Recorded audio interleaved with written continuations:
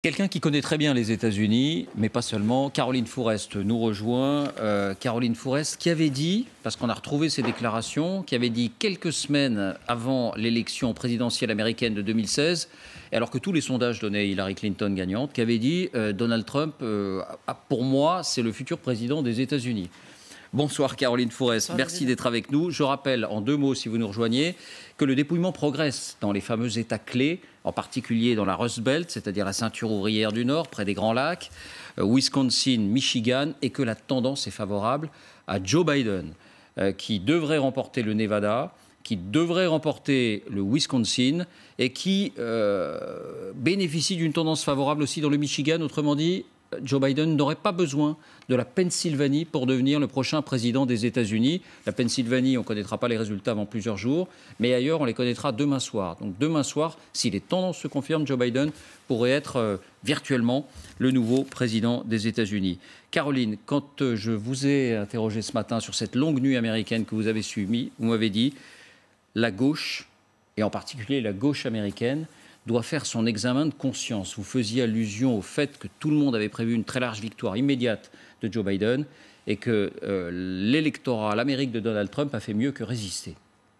Oui, quand on voit quelle a été sa gestion notamment de l'épidémie qui lui a quand même fait perdre un peu dans son camp, on aurait pu se dire que la victoire, si elle a lieu, de Joe Biden aurait pu être beaucoup plus large que ça. Et donc il va falloir que... On peut l'attribuer à plein de facteurs. Il y a plein de facteurs. Il y a d'abord le fait que l'Amérique donne beaucoup plus sa prime aux sortants qu'un pays comme la France, où à partir du moment où vous êtes élu, vous êtes déjà la personne qu'il faut dégager. Il y a le fait que réellement, des gens ont voté en dépit de l'analyse que font souvent les Américains qui pensent beaucoup en fonction de la couleur de peau, beaucoup en fonction de l'identité. Non, les gens ont voté parce qu'ils avaient peur de perdre leur emploi et que Donald Trump arrive à leur faire croire qu'il peut leur en donner. Et des fois, c'est vrai, il fait des choses qui vont dans le sens de créer plus d'emplois aux États-Unis, parce qu'il a promis de les protéger de la Chine, parce que sur la question de la sécurité, c'est là où vraiment la responsabilité de la gauche américaine est immense. Sur la question de la sécurité, il arrive à les rassurer beaucoup plus que la gauche, qui n'a pas de discours sur ces sujets du tout. C'est d'autant plus grave, si vous voulez, que Donald Trump, qui vraiment peut donner le sentiment d'être un homme fort et donc un homme protecteur, est en réalité une catastrophe sur ces sujets. Mais vraiment une catastrophe. Il y a un exemple récent qui nous concerne directement, c'est que souvenez-vous, au moment de l'attentat d'Orlando, qui a été à la dernière élection présidentielle, quelques temps avant la dernière élection présidentielle. Hillary Clinton et son camp ont été lamentables après cet attentat. Lamentables de non-lucidité, aucun discours sur le terrorisme. C'est pas difficile à imaginer, il suffit de lire le Washington Post et le New York Times sur la France ces dernières semaines et sur ce qui nous arrive pour mesurer la bêtise de la gauche américaine sur ces sujets. C'est confondant. Confondant, c'est-à-dire que c'est ce qu'on appelle du victim blaming. C'est toujours la France qui a une jupe trop courte et qui méritait de se faire violer, qui méritait de se faire attaquer. C'est jamais la faute, en fait, ni du fanatisme, ni du terrorisme. C'est ça aussi qui a aidé un peu plus Donald Trump la dernière fois. Et ça n'a pas changé depuis. La gauche américaine n'a pas fait son examen critique depuis. Elle n'a pas non plus un discours sur la revalorisation des salaires, du salaire horaire. Elle n'a pas de discours sur la sécurité. Elle n'a qu'un discours qui ressemble à une collection de discours clientélistes, minorité par minorité, communauté par communauté. Et ça, c'est vraiment, je pense, le pire des apports de la gauche identitaire au reste de la gauche américaine.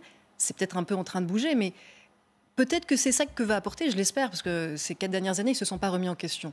Peut-être que cette victoire, si elle est confirmée, si elle a lieu serrée, peut permettre enfin d'avoir un débat là-dessus. Mais ce n'est pas sûr. Vous faisiez remarquer, et on a trouvé des chiffres, il existe des chiffres de sociologie électorale déjà, et comme aux États-Unis, les statistiques ethniques sont permises, Donald Trump, on va les découvrir, ces chiffres, a régressé dans l'électorat masculin blanc. Il a progressé dans l'électorat masculin noir, dans l'électorat féminin noir. Il a progressé aussi, on va découvrir ces chiffres, il a progressé aussi dans l'électorat latino. Autrement dit, il régresse dans l'électorat blanc, il progresse dans l'électorat parmi les minorités. Alors évidemment, ce n'est pas non plus des chiffres immenses, mais quand même, ça déjoue un peu cette idée que, encore une fois, on vote par identité. Non, effectivement, on ne vote pas que par identité, on vote aussi pour des idées. Et donc, ça, pour vous, c'est le discours de la gauche américaine souvent. La gauche américaine, à la fin notamment des années 80, a renoncé finalement à l'espérance de lutter contre les inégalités, a transformé profondément la vie et l'économie et la société pour un discours sur la diversité qui coûte moins cher, parce qu'en politique, ça coûte rien de promettre la diversité, de parler à chacun de sa chapelle. Et c'est un renoncement idéologique qu'elle est en train de payer, qu'elle a payé. Encore une fois, c'est pas très juste, parce que par ailleurs, cette faiblesse de la gauche américaine fait le lit de la démagogie républicaine en face, mais cette démagogie n'a rien à dire en réalité non plus sur certains faits. Je le disais, Donald Trump peut apparaître comme un homme fort, un homme protecteur sur les questions de sécurité, mais rappelez-vous ce qu'il a fait à nos alliés kurdes. Donald Trump a des affaires en Turquie. Il est tenu il est en de très bons rapports avec le président Erdogan, qui est celui qui nous menace peut-être le plus aujourd'hui. Et il a donné carte blanche au président turc pour massacrer les Kurdes au nord de la Syrie, quitte à déstabiliser les prisons où étaient gardés nos prisonniers djihadistes et les prisonniers djihadistes en général. Et quand on a dit à Donald Trump « mais s'ils s'échappent, vous allez porter une responsabilité », il a répondu « je m'en fiche, ils frapperont l'Europe ». Il faut mesurer ce que la démagogie peut faire, c'est-à-dire donner le sentiment d'un discours très fort, très volontariste, très courageux. Concrètement, c'est un businessman qui fait passer ses intérêts avant l'intérêt de l'Amérique, même l'intérêt du monde. C'est à cause de lui qu'il n'y a pas eu aussi de réponse coordonnée au niveau de la lutte contre l'épidémie, parce qu'il est président non seulement des États-Unis, mais du G7, et que le G7 n'a pas pu se réunir de façon efficace, n'a pas pu trouver une politique coordonnée, parce que c'est un incompétent, profondément incompétent. Donc vous dites face à ça, la gauche, en théorie, elle aurait pu avoir une forme de boulevard. Si on enlève la prime au sortant, elle aurait pu avoir vraiment une sorte de boulevard, mais alors... regardez comment elle est en train d'analyser ce qui s'est passé. Vous avez une partie de la gauche qui est en train de dire déjà, bon, bah, si ça n'a pas été plus un raz-de-marée, c'est parce que Joe Biden n'a pas fait une campagne plus à gauche, plus communautariste, plus pour les Black Lives Matter, etc. Sauf que depuis la fin, il n'a pas vraiment pris fin le confinement aux États-Unis parce qu'ils ont tous peur d'attraper le virus, sinon ils ont 30 000 $ de frais médicaux, donc c'est quand même assez angoissant chez eux, plus que chez nous. Ils ont laissé faire des violences des Antifa, par exemple, qui vraiment sont très très mal comportées aux États-Unis, qui n'ont pas aidé la campagne de Biden, des accrochages permanents, des quartiers entiers qui ont été où la police a été évacuée. Ce mot d'ordre, defund the police, stoppons la police, définançons la police, a été une catastrophe pour Biden et pour Kamala Harris, qui sont plutôt de l'aile modérée du Parti démocrate. Mais Kamala Harris est une ancienne gouverneure, par exemple. Donc ça a beaucoup nui. Et il y a une autre partie qui dit « Ah ben c'est au contraire, il aurait fallu faire toujours plus dans ce domaine. » À mon avis, c'est une erreur.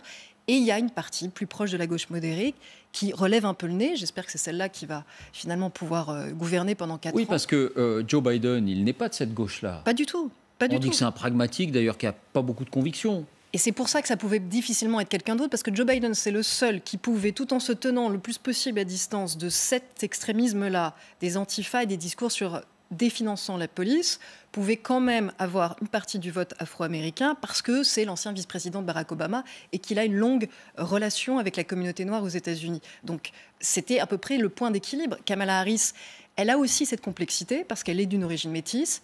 Elle est métissée, mais en même temps, c'est une ancienne gouverneure qui a l'esprit en place sur ces questions. Et une ancienne procureure.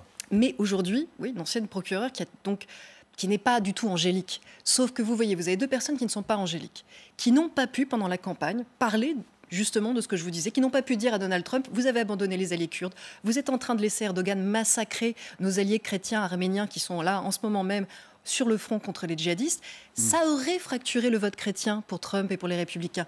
Ils ne sont pas capables de faire ce genre de campagne à cause de la radicalité de la gauche identitaire qui les paralyse. Et cette leçon qu'il faut tirer, selon vous, pour la gauche américaine, est-ce que c'est une leçon qui vaut aussi pour la France ?